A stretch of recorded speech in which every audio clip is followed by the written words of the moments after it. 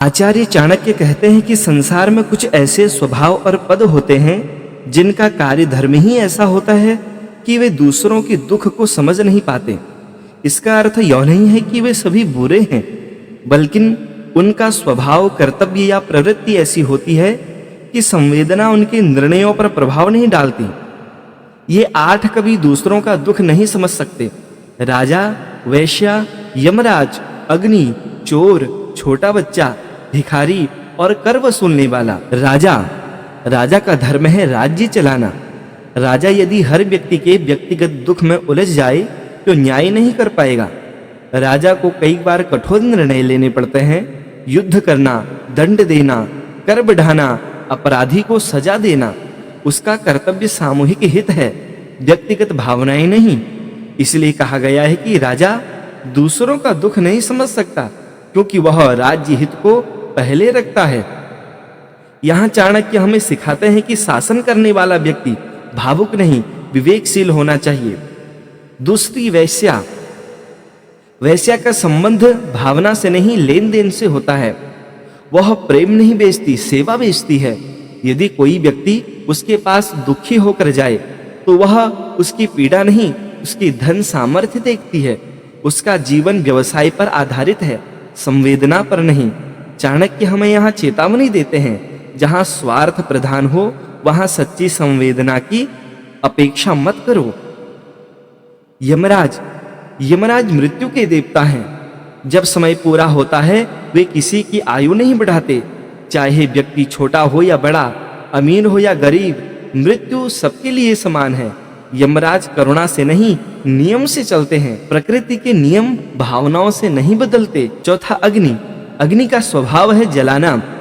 वह यह नहीं देखती कि क्या जल रहा है, मंदिर या घर, अमीर या गरीब। अग्नि निष्पक्ष है परंतु संवेदनाहीन है। उसका धर्म है दहन। चाणक्य कहना चाहते हैं, कुछ शक्तियां ऐसी होती हैं जिनसे दूरी ही सुरक्षा है। 5वां नंबर है चोर का उद्देश्य केवल चोरी करना है। वह यह नहीं सोचता कि जिसके घर से वह चोरी कर रहा है वह व्यक्ति कितनी मेहनत से कमाता है। उसका मन लालच से भरा होता है। जहाँ लालच होता है वहाँ करुणा नहीं होती। हमें यहाँ यह सीखने को मिलता है कि दुष्ट व्यक्ति से सद्भाव की अपेक्षा मूर्खता ही है।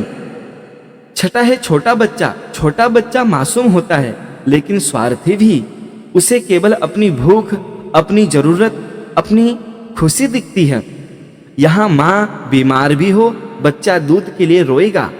वह दूसरों का दुख समझने की परिपक्वता नहीं रखता। यहाँ शिक्षा है, परिपक्वता के बिना संवेदना विकसित नहीं होती।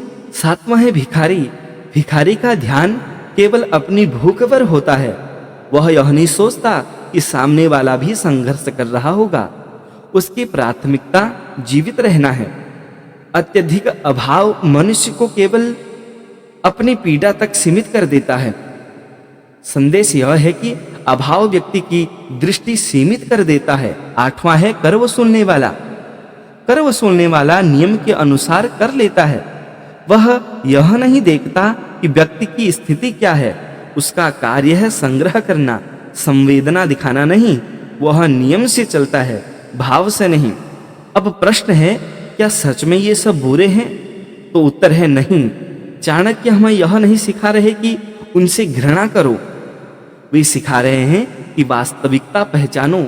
जीवन में कुछ लोग, कुछ शक्तियां और कुछ परिस्थितियां ऐसी होती हैं जो आपके दुख से प्रभावित नहीं होती। आज के समय में भी सिस्टम भावना से नहीं चलता, कानून आंसू देखकर नहीं बदलता, बाजार भावनाओं पर नहीं लाभ पर चलता है, और समय किसी के लिए नहीं रुकता। निष्कर्ष यह है कि यह नीति हमें कठोर नहीं बल्कि जागरूक बनाती है।